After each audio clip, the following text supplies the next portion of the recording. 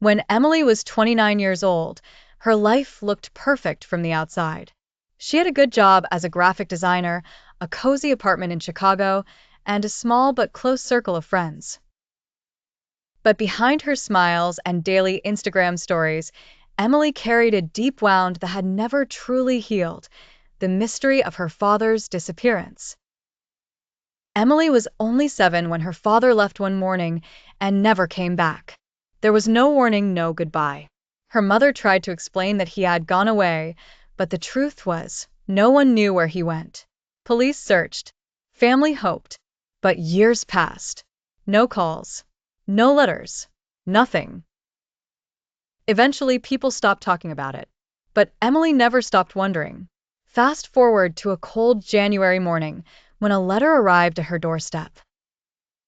It was handwritten, addressed simply to Emily Rhodes, with no return address.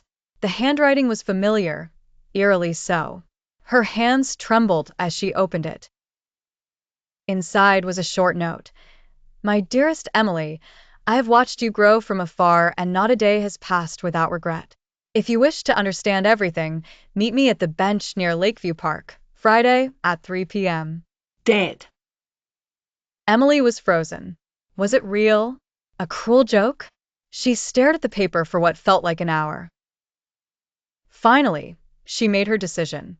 Friday came. She waited on the bench, heart racing, watching every person who passed. Then she saw him. An older man, gray-haired, tired eyes, but unmistakable. It was him, her father. The conversation that followed changed her life.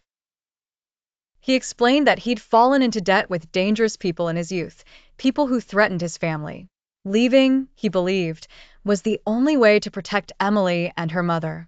He fled, disappeared, and built a new life in hiding. He never stopped loving them, but fear kept him away. Tears flowed. There was anger, relief, Pain. and a strange peace that came with finally knowing the truth. Emily didn't forgive him immediately. That would take time. But she started visiting him.